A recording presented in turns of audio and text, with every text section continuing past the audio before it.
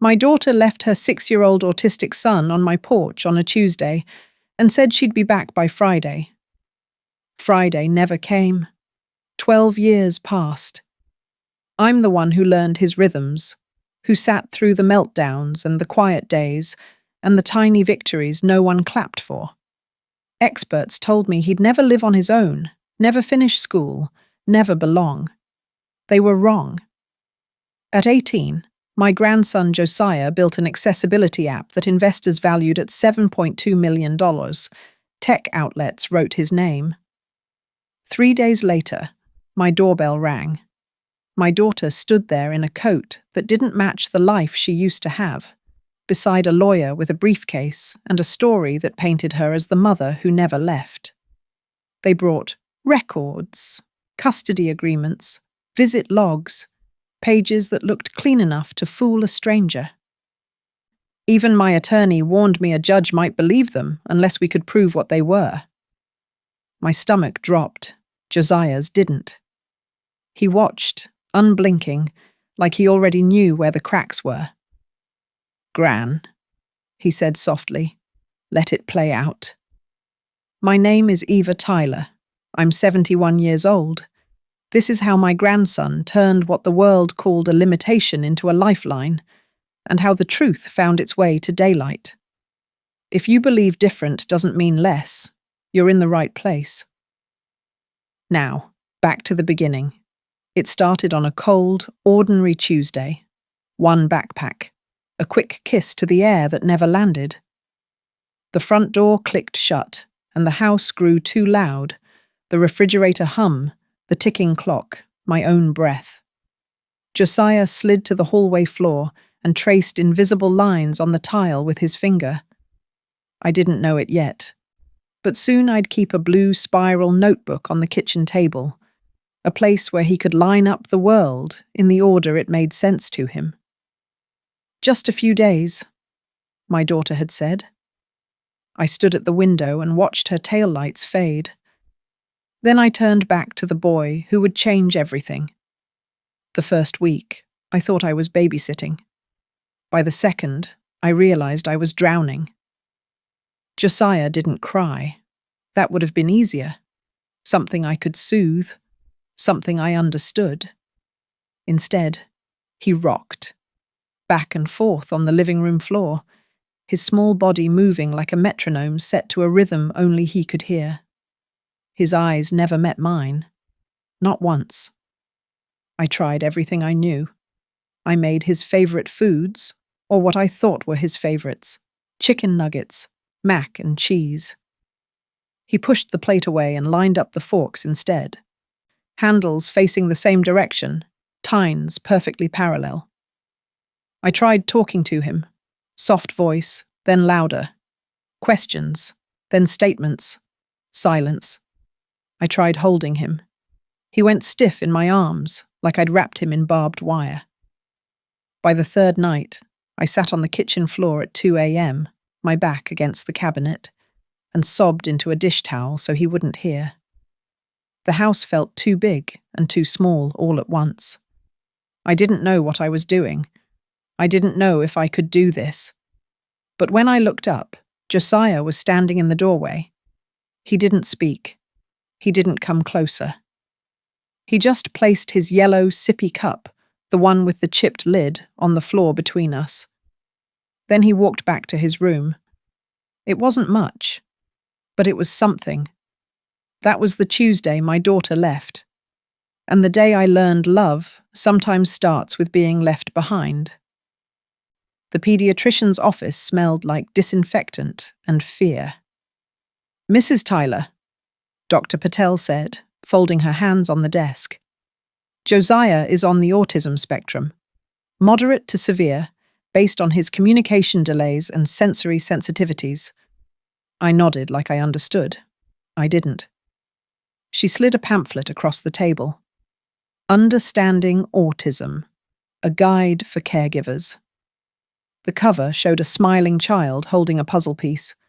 Josiah had never smiled like that. Not at me, anyway.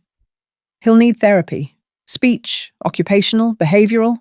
Consistency is critical," Routine, structure, predictability, those will be your tools. Will he get better? I asked. She hesitated. He'll grow, he'll learn, but autism isn't something you fix, Mrs. Tyler. It's something you learn to navigate.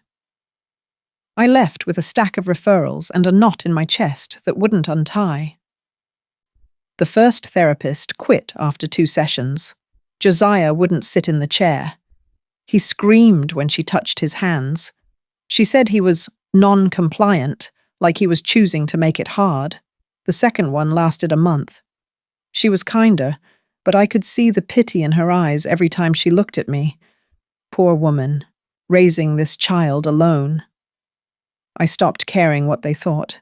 I started watching him instead. Josiah didn't like loud noises. The blender sent him running to his room, hands clamped over his ears. The vacuum made him cry. So I blended smoothies while he was at school and swept the floors by hand. He didn't like bright lights. The overhead kitchen fixture made him squint and rock. So I unscrewed 2 of the bulbs and bought a lamp with a soft yellow glow. He didn't like change. The first time I bought a different brand of cereal, he refused to eat for an entire day. So I drove to 3 stores until I found the right box, and I never switched again. Every morning, the same breakfast. Toast with butter, cut into 4 triangles. Orange juice in the yellow cup. Cartoon on Channel 7 at exactly 7 to 15. Every night, the same routine.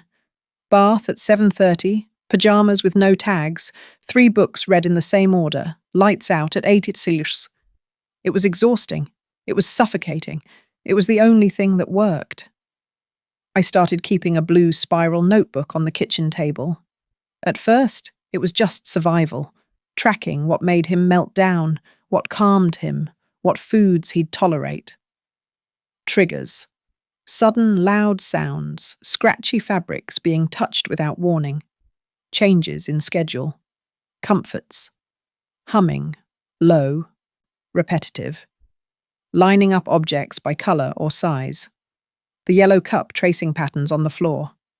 But over time, the notebook became something else. A map. A translation guide. A way to see the world through his eyes. One afternoon, I found him in the hallway, arranging his toy cars in a perfect gradient. Red, orange, yellow, green, blue, purple. Not by type, not by size, by colour spectrum. I sat down beside him, careful not to disturb the line. "That's beautiful, Josiah," I whispered. He didn't look up, but his humming got a little louder, a little steadier, and I realized this was his language. Order, pattern, predictability. If I couldn't understand his words, I could at least learn his rhythm.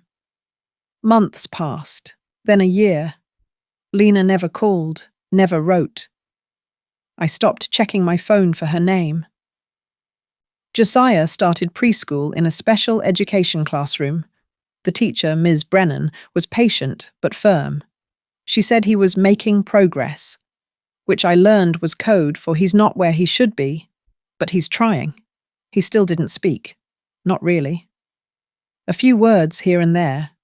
Juice, no, gran, but nothing that felt like conversation. Still, I talked to him, every day, narrating my actions like a sports announcer. "Gran's making eggs now. Scrambled, just how you like them. Now I'm putting them on the blue plate. The blue plate, Josiah, see?" I didn't know if he was listening, but I kept talking anyway, because silence didn't mean absence. I was learning that now. One evening, I was folding laundry in the living room. Josiah sat on the floor, lining up blocks. Red, orange, yellow, green, blue, purple. Always the same order. Then he stopped. He picked up the yellow block and held it up to the lamp. The light filtered through the plastic, casting a soft glow on his face. "Gran," he said quietly. I froze, a towel half folded in my hands. "Yes, baby?" He didn't look at me, but he held the block higher. "Yellow," he said. Like the cup. My throat tightened. I set the towel down and moved closer, slow and careful. That's right, Josiah. Yellow, just like your cup. He placed the block back in line. Then he picked up the blue one. Blue? He said. Like Gran's book. I pressed my hand to my mouth, tears blurring my vision. He was seeing me. He was seeing everything. Yes, sweetheart, I whispered. Blue like Gran's book. He went back to his blocks, humming softly. And I sat there on the floor, watching him build his world one colour at a time. If I couldn't understand his words, I could at least learn his rhythm. And maybe, just maybe, that was enough. It happened on a Saturday morning in the cereal aisle at Kroger. I should have known better. Saturdays were busy, carts clanging, children shrieking, fluorescent lights buzzing overhead like a swarm of mechanical bees. But we were out of his cereal, the right cereal, and I'd learned the hard way that some things couldn't wait until Monday. Josiah walked beside me, his hand gripping the edge of my coat. He didn't like holding hands, the pressure made him pull away, but he'd learned to hold fabric instead, a compromise we'd found together. The store was louder than usual, a baby wailing near the registers, someone dropping a glass jar that shattered across the tile, the intercom crackling with a price check on aisle 9. I felt Josiah's grip tighten. Almost done, baby, I said softly, scanning the shelves. Just need to find your... A woman's cart slammed into the end cap beside us, metal screeching against metal. Josiah's hand released my coat.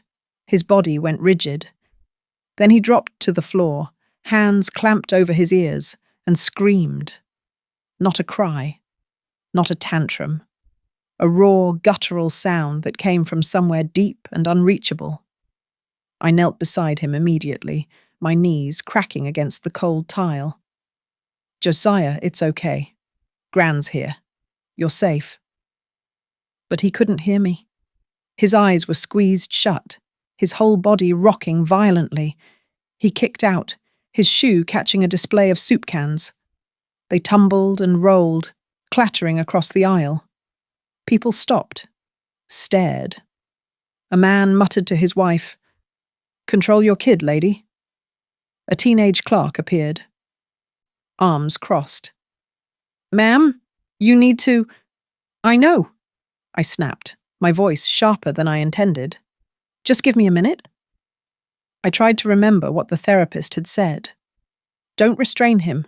Don't raise your voice. Create space. Wait it out. But the lights were too bright, the noise too loud, and I could feel every pair of eyes on us like needles in my skin. "That child needs discipline," a woman said from behind me, loud enough to make sure I heard. I turned, still kneeling, and looked her dead in the eye. "That child," I said slowly, "is autistic, and what he needs is for you to mind your own damn business." Her mouth fell open. She grabbed her cart and hurried away. But the damage was done.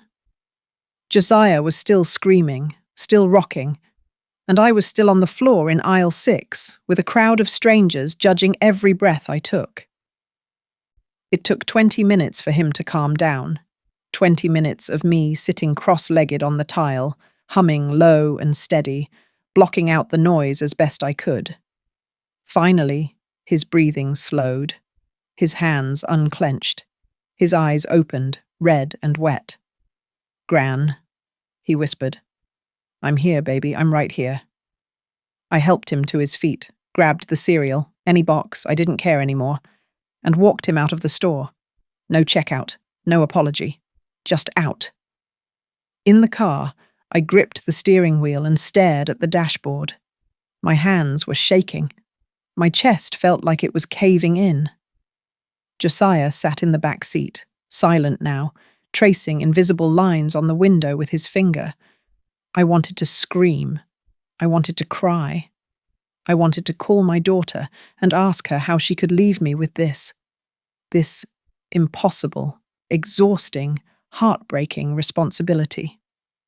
But I didn't, because when I looked in the rearview mirror, I saw him. Not the meltdown, not the stares, just a little boy who'd been drowning in noise, and no one had tried to pull him out except me. That night, after Josiah was asleep, I sat at the kitchen table with a cup of tea I didn't drink and the blue notebook open in front of me. I wrote, triggers, updated, loud, sudden crashes, crowded spaces, fluorescent lighting, unexpected schedule changes. Then I tore a piece of paper from the back of the notebook, wrote something in thick black marker, and taped it to the refrigerator. We try again tomorrow. I stared at those words for a long time. They saw a tantrum. I saw a child drowning in noise, and I swore I'd never let him drown alone again. The next morning, Josiah came into the kitchen at 7:15, right on schedule. He climbed into his chair, looked at the toast cut into 4 triangles, and picked up the yellow cup. "Gran," he said quietly. "Yes, baby?" He didn't look at me, but his voice was steady. "No store today." I smiled, even though my chest still ached. "No store today," I agreed. "Just us." He took a sip of juice, set the cup down in the exact same spot, and hummed softly. And I realized something. We were learning each other. Slowly. Painfully. But learning. That was enough. For now, it was enough. 3 years passed like water through a sieve, slow and fast all at once. Josiah turned 9. He was taller now, his face losing some of its baby softness. He still didn't talk much, but the words he did say came easier. Gran. Hungry. Blue book. No store. We had our rhythm, our routines, our quiet, predictable life. Speech therapy twice a week with a woman named Carol who didn't pity us, didn't quit, and didn't treat Josiah like he was broken. Occupational therapy on Thursdays, school from 8 to 2, where he sat in the back corner of Ms. Brennan's classroom and completed worksheets in perfect mechanical silence. Progress, they called it. Incremental. Steady. I called it survival. It was a Tuesday morning in April, the kind of spring day that makes you believe in second chances. Warm sun, cool breeze, birds loud enough to hear through the kitchen window. I was making scrambled eggs. Josiah sat at the table, arranging his colored pencils in a line. Red, orange, yellow, green, blue, purple. Always the same order. The toast popped. I buttered it, cut it into 4 triangles, and set the plate in front of him. "Breakfast, baby." He didn't move. Just stared at the pencils, his fingers hovering over the yellow one. I turned back to the stove, cracking another egg into the pan. Then I heard it.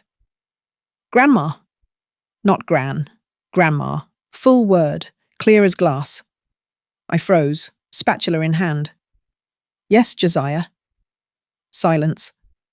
I thought maybe I'd imagined it. But then, why didn't she want me? The spatula clattered into the sink. I turned slowly, my heart hammering so hard I could feel it in my throat. Josiah was still staring at the pencils. His face was calm, expressionless, but his hands were trembling. "What did you say, baby?" He picked up the yellow pencil, held it between his fingers like it might break. "My mom," he said quietly. "Why didn't she want me?" I don't know how long I stood there. Seconds, minutes. Time folded in on itself. I crossed the kitchen, pulled out the chair beside him, and sat down. My hands were shaking too. "Josiah," I said softly, "look at me." He didn't. He never did. But I kept talking anyway. "Your mama, she loved you. I know she did. But she was scared." "Of me?" The words hit like a fist to the chest. No, baby, not of you. Of not knowing how to help you. Of feeling like she wasn't enough.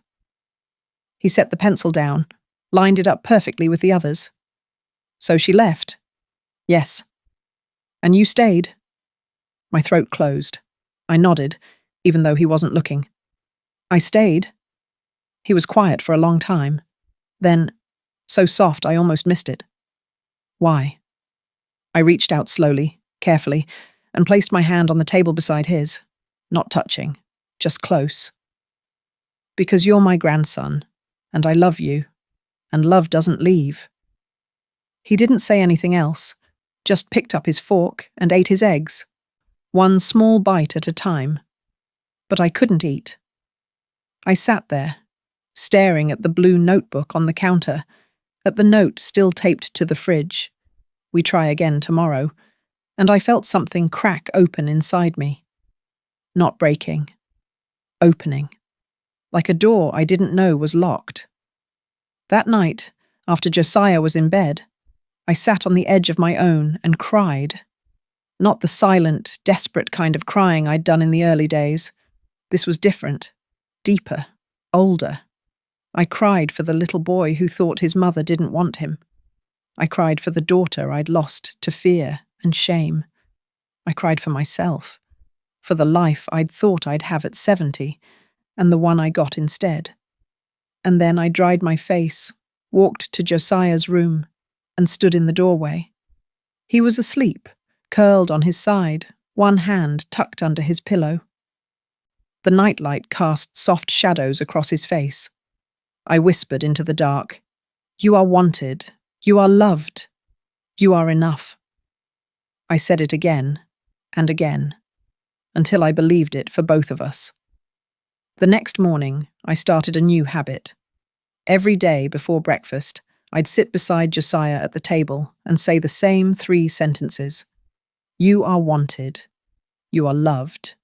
You are enough. At first, he didn't respond, just kept lining up his pencils, his blocks, his cars. But after a few weeks, something shifted. One morning, as I set his plate down, he looked up, not at me, but near me, and whispered, "I am wanted." I froze. "I am loved." My eyes burned. "I am enough." I sat down hard in the chair, my hand over my mouth. He picked up his fork and started eating, like nothing had happened. But everything had. That afternoon, I called Carol, his speech therapist, and told her what he'd said. She was quiet for a moment. Then, "Eva, do you know what you've done?" "What do you mean?" "You've given him language for his worth. Not just words, language. That's not therapy. That's love." I didn't know what to say. "Keep going," she said. "You're doing everything right." I hung up and stared at the blue notebook, at the pages filled with triggers and comforts and tiny victories no one else would ever see. Maybe she was right. Maybe love was the therapy. He finally spoke, and his first words broke me open, just enough for love to grow.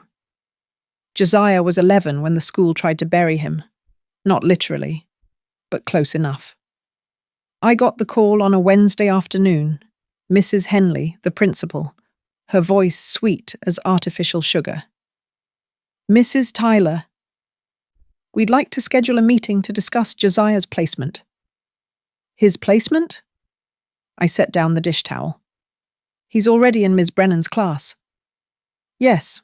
Well, we feel he might benefit from a more specialized environment."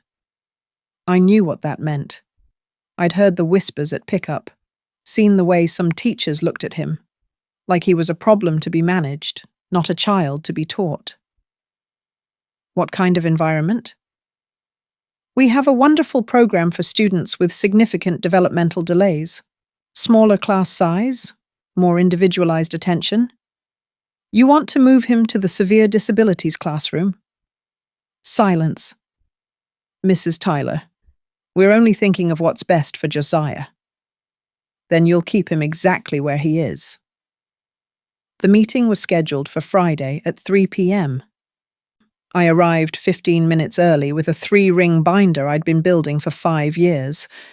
Inside, every therapy report, every progress note, every piece of documentation that proved Josiah was learning, growing, thriving, just not on their timeline.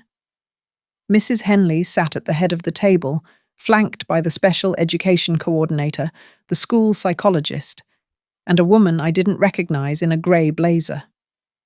"Mrs. Tyler, thank you for coming. This is Ms. Pritchard, our district inclusion specialist." I nodded, didn't smile. "Let's get started," Mrs. Henley said, folding her hands. "We've been reviewing Josiah's progress, and while we commend the strides he's made, we feel his needs would be better met in—" "He's reading at grade level," I interrupted. She blinked. "I'm sorry?" I opened the binder, pulled out a sheet, and slid it across the table. "Reading comprehension test. Administered by Carol Simmons, his speech therapist. Josiah scored in the 52nd percentile for his age group." The psychologist leaned forward, scanning the page. "He doesn't speak much in class," Mrs. Henley said carefully. "He doesn't speak unnecessarily," I corrected. "There's a difference." Ms. Pritchard cleared her throat. "Mrs. Tyler, we're not questioning Josiah's intelligence, but his social delays, his difficulty with transitions, his sensory sensitivities, these are significant barriers in a mainstream environment. So teach him in a way that works for him. You're trying to make him fit a mold he was never meant to fit." My voice was steady, but my hands were shaking. "And when he doesn't, you want to hide him away so he's not inconvenient." The room went silent. Mrs. Henley's smile tightened. "That's not what we're suggesting." "Then what are you suggesting?" "A classroom where he can learn at his own pace, without the pressure of keeping up with neurotypical peers." "He's already keeping up. You just don't like the way he does it." The meeting ended with no resolution. They said they'd take my concerns under advisement. I said I'd be seeking outside consultation. I left that building with my binder under my arm and fire in my chest. They wanted to give up on him. I wouldn't let them. That night, I called every advocate, every therapist, every parent in the support group I'd joined 2 years prior. Someone gave me a name, Trevor Morales, an educational therapist who specialized in neurodivergent kids. "He's expensive," the woman warned, "but he's good, and he doesn't take no for an answer." I called him the next morning. Trevor Morales arrived at my house the following Tuesday in jeans and a faded college hoodie, carrying a backpack instead of a briefcase. He was younger than I expected, mid-30s maybe, with kind eyes and an easy smile. "Mrs. Tyler?" "Call me Eva." "Eva, I'm Trevor. Thanks for having me." He sat at my kitchen table, the same table where Josiah lined up his pencils every morning, and listened while I talked for 45 minutes straight. I showed him the binder, the notebooks, the test scores, the therapy reports. He didn't interrupt, didn't check his phone, just listened. When I finally stopped, he leaned back in his chair and nodded slowly. "They're wrong," he said simply. "I know." "No. I mean, they're not just wrong about the placement. They're wrong about Josiah. They're seeing limitations. I'm seeing potential they don't have the tools to recognize." "What kind of potential?" He smiled. "Let me meet him first." Josiah came home from school at 2:30. He walked into the kitchen, saw Trevor sitting at the table, and froze. "Josiah," I said gently, "this is Mr. Morales. He's here to help." Josiah didn't respond, just stood in the doorway, staring at the floor. Trevor didn't move, didn't speak, just waited.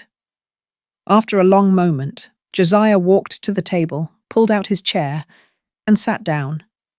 He reached for his coloured pencils and began lining them up. Red, orange, yellow, green, blue, purple. Trevor watched, silent. Then he reached into his backpack and pulled out a tablet. He set it on the table, screen facing Josiah, and opened an app, a grid of coloured squares that could be rearranged by touch. Josiah's eyes flicked to the screen. Trevor slid the tablet closer. Want to try? Josiah hesitated. Then, slowly, he reached out and touched a red square. It moved. He touched a blue one. It moved beside the red.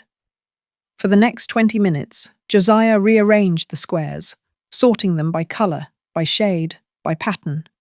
Trevor didn't say a word, just watched. When Josiah finally stopped, Trevor leaned forward. "You see patterns?" he said quietly. "Not just colours. Patterns, sequences, order." Josiah didn't look up, but he nodded. Trevor glanced at me, his expression unreadable. "Eva," he said, "your grandson isn't delayed. He's wired differently. And if we give him the right tools, he's going to do things that will surprise everyone." Over the next 3 months, Trevor worked with Josiah twice a week. Not traditional therapy, no flashcards, no drills, just exploration. He introduced Josiah to coding apps, logic puzzles, pattern recognition games, things that let him think the way his brain wanted to think. And Josiah came alive. He started building sequences on the tablet, complex, layered patterns that Trevor said looked like early algorithms. "He's not just playing," Trevor told me one afternoon. "He's problem-solving.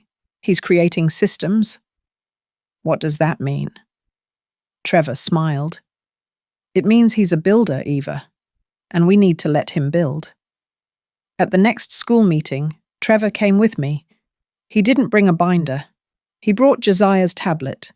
He set it on the table in front of Mrs. Henley, pulled up one of Josiah's pattern sequences, and let it play. "This," Trevor said, "is what Josiah created last week. It's a logic-based sorting algorithm. Most adults couldn't build this. He's 11. The room was silent. "You want to put him in a classroom where he colours shapes and practices life skills? I'm telling you, he's capable of so much more. And if you can't see that, you're failing him." Ms. Pritchard leaned forward, studying the screen. "What are you proposing?" "Keep him in Ms. Brennan's class. Give him access to a tablet for assignments. Let him learn the way his brain works best. And stop trying to fix something that isn't broken." Mrs. Henley looked at me. I looked back. "He stays," I said. She sighed. "We'll draft an updated IEP." That night, I sat with Josiah at the kitchen table. He was building another sequence on the tablet, his face calm and focused. "You did good today, baby," I said. He didn't look up, but his fingers paused on the screen. "Gran?" "Yes?" "Mr. Trevor sees me." My throat tightened. "I see you too, Josiah." He nodded, went back to his patterns, and I sat there, watching him build his world one block of code at a time. They saw limitations.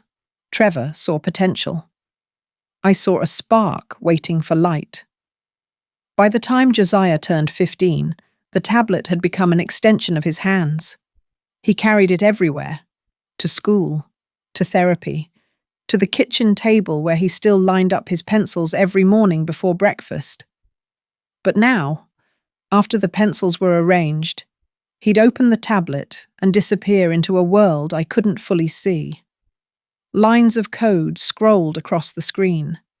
Diagrams, flowcharts, sequences that looked like music written in a language only he understood. Trevor called it hyperfocus. I called it obsession. And I didn't know if I should be proud or worried. It started small. Josiah built an app that reminded him when to eat, when to take breaks, when to transition from one task to another. Simple. Functional. Then he built one that color-coded his emotions. Green for calm, yellow for anxious, red for overwhelmed. He'd tap the screen throughout the day, logging how he felt, and the app would suggest coping strategies. "This is incredible," Trevor said when Josiah showed him. "Do you realize what you've made? This could help thousands of kids like you." Josiah didn't respond, just stared at the screen, his finger tracing invisible patterns on the glass. "I want to make it better," he said quietly. "It's already amazing." "It's not done." He stopped watching TV. Stopped lining up his pencils. Some mornings, I'd find him still awake at dawn, hunched over the tablet, his eyes red and glassy. "Josiah, you need to sleep." "I'm almost finished? You said that yesterday." "I was wrong. I tried setting limits. No tablet after 9 p.m., mandatory breaks every hour. But the rules felt cruel, like clipping the wings of something finally learning to fly. So I compromised. I brought him meals, kept the house quiet, made sure he had clean clothes and a routine that bent around his work instead of breaking it." Trevor reassured me. "This is how his brain processes the world, Eva. He's not isolating, he's communicating. Through code. But he barely talks anymore. Because he's found a language that makes more sense to him than words ever did." I wanted to believe him. But late at night, when I stood in Josiah's doorway and watched him work in the glow of the screen, I felt the same fear I'd felt 12 years ago when he wouldn't meet my eyes.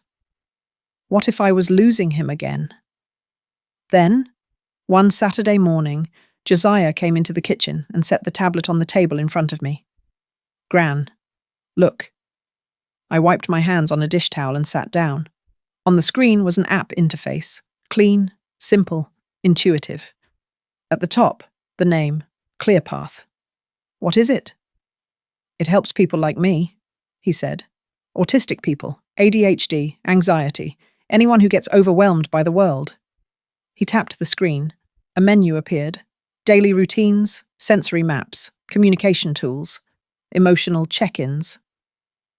"It learns your patterns," he explained, his voice faster now, more animated than I'd heard in months. "It knows when you're getting stressed before you do.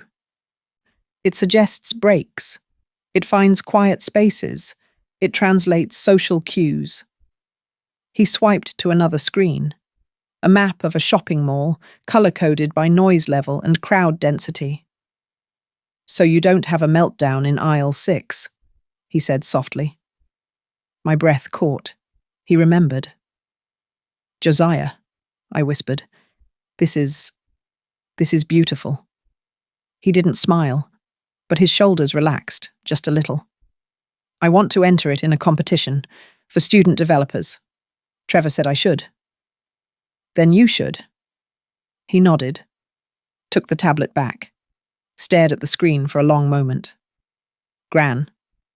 "Yes, baby?" "I'm not making this for me." "I know. I'm making it so other kids don't have to feel the way I did." I reached across the table and placed my hand near his, not touching, just close. "Then you keep building," I said. "And I'll keep the world quiet while you do." He submitted ClearPath to the National Youth Developer Showcase in November. 300 entries. Judges from Google, Microsoft, Apple. I didn't tell him I was nervous. I just kept making his breakfast, kept the routines steady, kept believing. In January, we got the email. "Congratulations.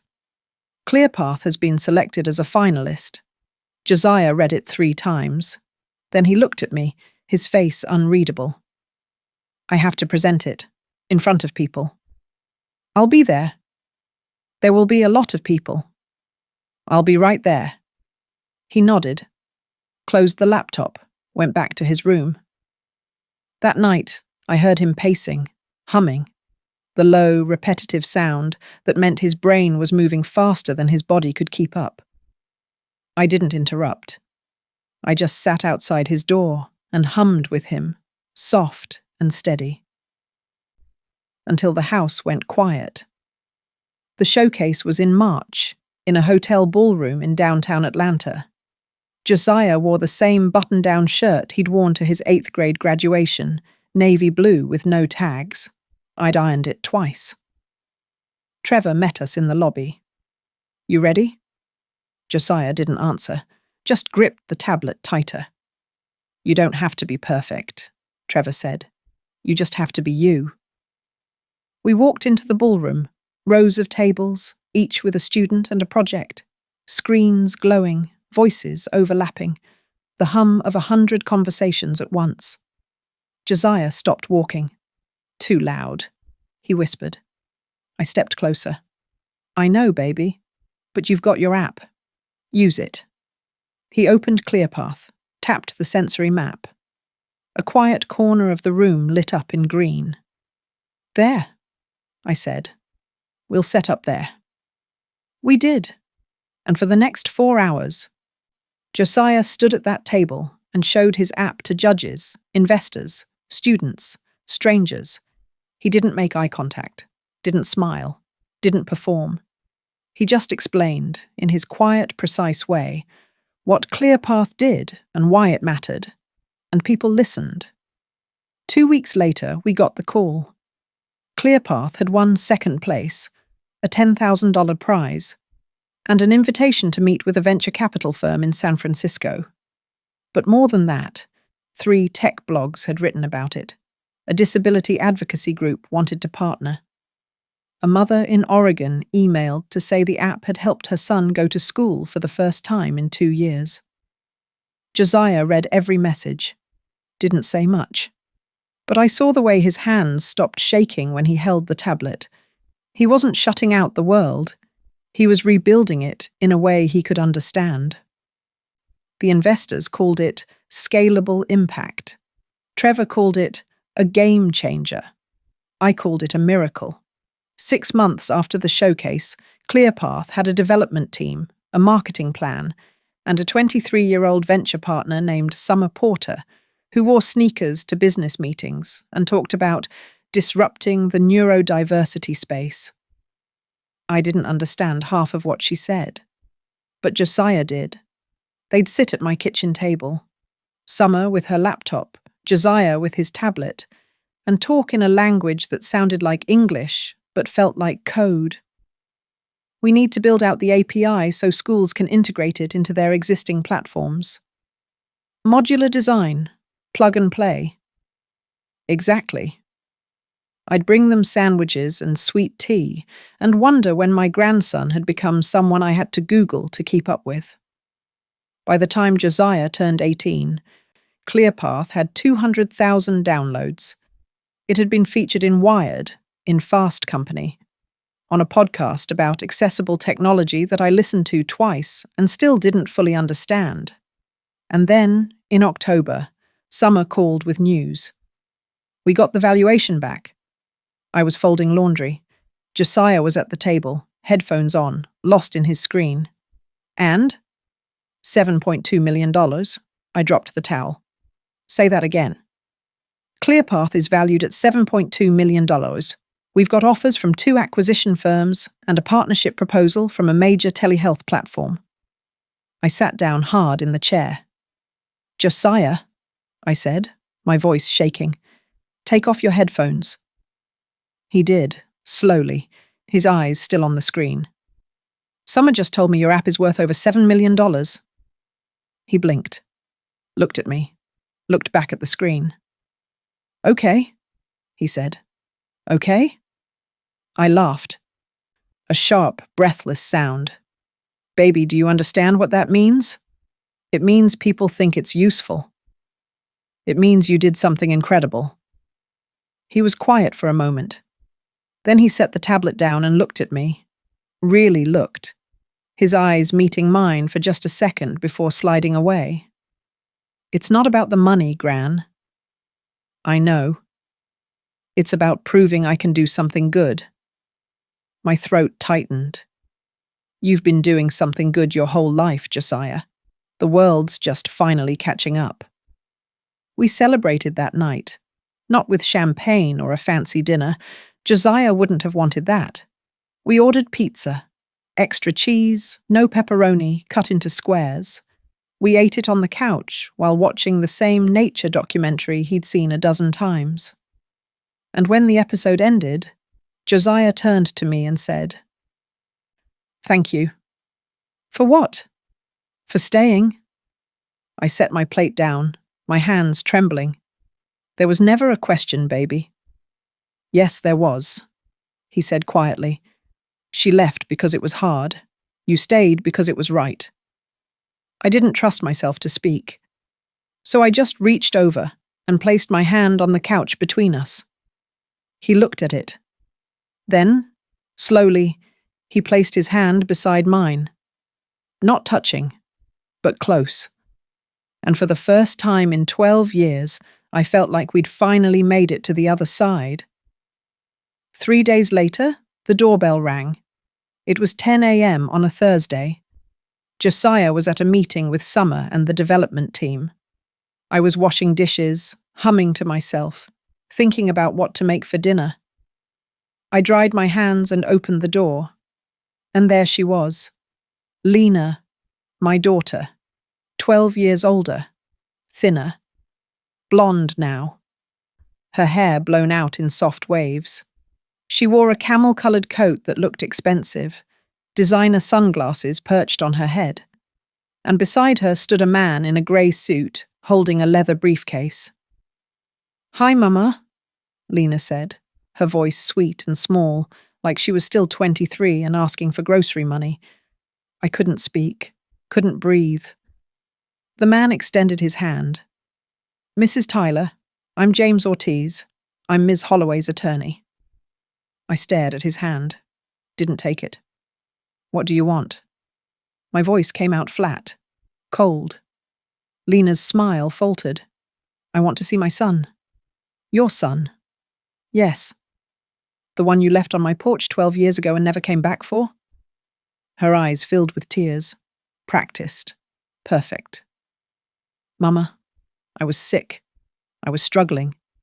I didn't know how to help him. So you didn't try." "I'm better now," she said, her voice breaking. "I've been in therapy. I've rebuilt my life. And I want to be part of his." James Ortiz cleared his throat. "Mrs. Tyler, my client has documentation showing she maintained contact and provided financial support throughout Josiah's childhood. She's prepared to pursue joint custody." "Get off my porch." "Mrs. Tyler?" "I said get off my porch." Lena stepped forward, her hand outstretched. "Mama, please. I'm his mother." "No," I said, my voice shaking now. "You're the woman who gave birth to him. I'm the one who raised him." I slammed the door. Stood there, my back against the wood, my heart hammering so hard, I thought it might crack my ribs. Through the door, I heard Ortiz say, "We'll be in touch, Mrs. Tyler. This doesn't have to go to court." Then footsteps, a car door, an engine starting. I slid to the floor and pressed my hands to my face. For the first time in 12 years, I felt like I was drowning. And I didn't know if Josiah could pull me out. I didn't tell Josiah right away. He came home that afternoon, headphones on, tablet under his arm, and went straight to his room like always. I heard the door close, the faint hum of music through the walls. I sat at the kitchen table and stared at the blue notebook. 12 years of notes, triggers, comforts, milestones. Nowhere in those pages did it say what to do when the woman who abandoned him came back with a lawyer and a lie. 2 days later, the letter arrived. Certified mail. Legal letterhead. RE. Petition for custody modification and parental rights restoration. Josiah Holloway. I read it 3 times. Each time the words got sharper. Lena was claiming she'd never abandoned Josiah, that she'd been in contact, that she'd sent money, cards, letters, that I had alienated her from her son. Attached were documents, printed emails, bank statements, visit logs, even a few birthday cards with postmarks and signatures. It looked real. It looked clean. My hands shook so hard I almost dropped the pages. I called my attorney, a woman named Diane Rucker, who'd helped me file for guardianship 12 years ago. Ava, slow down. Tell me what happened. I told her everything. The doorbell, the lawyer, the letter. She was quiet for a long moment. Do you have any documentation? Anything that proves she wasn't involved? I have 12 years of silence, Diane. 12 years of me doing this alone. That's not evidence. That's testimony. And testimony can be challenged. So what are you saying? She sighed. I'm saying if her documents look legitimate, a judge might believe her, especially if she's presenting as stable, employed, remorseful. Biological parents have rights, Ava. Strong ones. My stomach dropped. What do I do? We fight. We get our own records, school files, medical records, therapy notes, anything that shows you were the primary caregiver, and we pray it's enough. That night, I told Josiah. He was at the table, working on an update to ClearPath. I set a cup of tea beside him, chamomile, the way he liked it, and sat down. Josiah, I need to talk to you about something. He didn't look up. Okay. Your mother came by a few days ago. His fingers stopped moving on the screen. She wants to see you. She has a lawyer. She's saying she never really left, that she's been part of your life this whole time. Silence. Josiah? He set the tablet down, stared at the table. Is it true? He asked quietly. No, baby, it's not. Then why is she saying it? I hesitated. Because you're successful now, because people know your name, and I think she wants to be part of that. He nodded slowly. Then he picked up the tablet again. Josiah. Let it play out, Gran. What? He looked at me then, his eyes calm and clear. Let her talk. Let her bring her papers. Let her try. Baby, I don't think you understand. She could take you. A judge could... Gran. His voice was steady, certain. Let it play out. The court date was set for 6 weeks later. In the meantime, Lena's lawyer sent more letters, requests for visitation. Offers to settle amicably, thinly veiled threats about what a trial would look like. Diane and I built our case. School records showing I was listed as the primary contact, medical files with my signature, therapy intake forms, tax returns claiming Josiah as my dependent. But Lena had her documents too, and they looked just as real. This is going to come down to credibility, Diane warned. Her word against yours. Then I'll tell the truth. So will she. And the truth is subjective in family court, Eva. The night before the hearing, I couldn't sleep. I sat in the living room, the blue notebook open in my lap, and read through 12 years of my life. Josiah's first word, Gran. First full sentence, why didn't she want me? First time he held my hand, never. But he held my coat, and that was enough. I closed the notebook and pressed it to my chest. If I lost him now, after everything, I couldn't finish the thought. The courtroom was smaller than I expected. Beige walls, fluorescent lights. A bench where Judge Laura Bates sat, reading through a file with a furrowed brow. Lena sat on the other side of the aisle with James Ortiz. She wore a navy dress, pearls, minimal makeup. She looked like a PTA mom, like someone responsible. I wore the same blouse I'd worn to Josiah's graduation, My hands wouldn't stop shaking. Josiah sat beside me, headphones around his neck, tablet in his lap. He stared straight ahead, his face unreadable. All rise. We stood. Judge Bates looked up. Let's begin. Ortiz went first.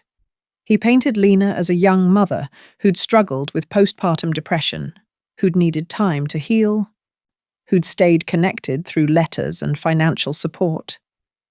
He presented the documents, the emails, the cards, the bank transfers. My client never abandoned her son, Ortiz said. She made the painful decision to let him stay with his grandmother temporarily while she got the help she needed. And now, 12 years later, she's ready to rebuild that relationship. Judge Bates looked at me. Mrs. Tyler, do you have a response? Diane stood. Your Honor, Mrs. Tyler has been Josiah's sole caregiver since he was 6 years old. She has fed him, clothed him, taken him to every therapy appointment, every IEP meeting, every doctor's visit. Ms. Holloway has not been present for any of it.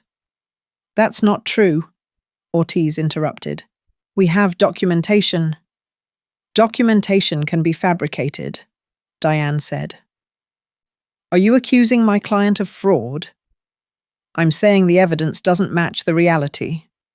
Judge Bates held up a hand. Enough, Mrs. Tyler. I'd like to hear from you directly. I stood, my legs weak. Your Honor, I don't have fancy documents. I don't have emails or cards or bank statements. What I have is 12 years of showing up, of learning how to help a child the world said was too hard to love. I have a notebook full of his triggers and his comforts. I have a refrigerator covered in his drawings. I have a life I built around making sure he felt safe. My voice cracked. She didn't call. She didn't write. She didn't come to his first day of school or his first speech therapy session or the day he had a meltdown in a grocery store, and I sat on the floor with him until he could breathe again. I was there. I have always been there. Judge Bates nodded slowly. Thank you, Mrs. Tyler. Then she looked at Josiah. Young man, I'd like to hear from you. Josiah stood. He didn't look at the judge, didn't look at Lena. He just reached into his bag and pulled out his tablet. Your Honor, he said quietly, may I approach? She nodded. Josiah walked to the bench and set the tablet in front of her. This is ClearPath. It's an app I built to help neurodivergent people navigate the world. But it has another feature, one I added 6 months ago. He tapped the screen. It detects fraud. The courtroom went silent. It analyzes documents, metadata, timestamps, digital fingerprints. It cross-references them against known patterns of forgery. He swiped to another screen. I ran my mother's evidence through the system. He turned the tablet toward the judge. The screen was filled with red flags. These emails were backdated. These bank transfers were created last month, not 12 years ago. These cards were printed on a home printer, not processed through the postal service. Judge Bates leaned forward, her eyes scanning the screen. Lena's face went white. Ortiz stood. Your Honor, this is... Sit down, Mr. Ortiz. He sat. Judge Bates looked at Josiah. You built this? Yes, ma'am. And it's accurate? I can provide the source code, the algorithms, independent verification. She stared at the screen for a long moment. Then she looked at Lena. Ms. Holloway, do you have anything to say? Lena's mouth opened, closed. Her hands twisted in her lap. I wanted to be part of his life. He's successful now. And I thought, you thought you could lie your way into his success. Tears spilled down Lena's cheeks, but they looked different now. Desperate. Real. Judge Bates closed the file. Petition denied. Full custody remains with Eva Tyler. Ms. Holloway, you're fortunate I'm not holding you in contempt. She looked at Josiah. Young man, that's an impressive piece of technology. Thank you, Your Honor. Use it wisely. I will. We walked out of the courthouse into the cool November air. Diane hugged me. You did it, Eva. Josiah did it. She smiled. You both did. Lena was standing by a car in the parking lot, her face buried in her hands. Ortiz was gone. I looked at Josiah. Do you want to talk to her? He shook his head. No. Are you sure? She's not my mother, Gran. You are. I pressed my hand to my mouth. Tears streaming down my face. He didn't hug me. He never did. But he stood beside me, close enough that our shoulders almost touched. And that was enough. He didn't raise his voice. He just showed the truth. And the truth was enough. 3 months later, ClearPath officially launched worldwide. The press called it revolutionary. Disability advocates called it long overdue. Parents called it a lifeline. Summer organized a launch event at a tech hub in downtown Atlanta. 200 people, investors and journalists and educators, all gathered to hear Josiah speak. You don't have to do this, I told him the night before. He was sitting at the kitchen table, tablet in front of him, notes pulled up on the screen. I want to, he said. There will be a lot of people. I know. And cameras. I know, Gran. I sat down beside him. What are you going to say? He didn't answer right away, just stared at the screen, his fingers tracing invisible patterns on the glass. The truth, he said finally. The venue was loud, too loud. I stood backstage with Josiah, watching the crowd filter in, and felt my chest tighten. You okay, baby? He nodded, but his hands were shaking. Trevor appeared beside us, calm as ever. You've got this, Josiah. Just talk to them the way you'd talk to me. There are 200 people out there. Then talk to one, pick someone in the crowd, and talk to them. Josiah nodded again, took a breath. Summer walked over, headset on, clipboard in hand. We're ready when you are. Josiah looked at me. I'm proud of you, I whispered. No matter what. He didn't smile, but his shoulders relaxed, just a little. Okay, he said. I'm ready. The lights dimmed, the crowd quieted. Summer walked onto the stage, her voice bright and confident. Good evening, everyone. Thank you for being here. Tonight, we're celebrating something bigger than an app. We're celebrating a shift in how the world sees neurodiversity, and the person who made that shift possible is 18 years old. Applause. Please welcome the founder and lead developer of ClearPath, Josiah Holloway. The applause grew louder. Josiah walked onto the stage, his tablet tucked under his arm. He didn't wave, didn't smile, just walked to the microphone and stood there, staring at the floor. The room went silent. I held my breath. Then Josiah looked up, not at the crowd, but at a spot just above their heads, and began to speak. My name is Josiah Holloway. I'm autistic. When I was 6 years old, my mother left me on my grandmother's porch and said she'd be back by Friday. She didn't come back. For a long time, I thought it was because I was too hard to love, too quiet, too different, too much work. But my grandmother didn't think that. She learned my rhythms. She learned what made me shut down and what helped me feel safe. She kept a notebook, a blue spiral notebook, where she wrote down everything, my triggers, my comforts, the things that made sense to me when the world didn't. She didn't try to fix me. She just tried to understand me. And because of that, I'm standing here today. His voice was steady, calm, but I could see his hands gripping the edges of the podium.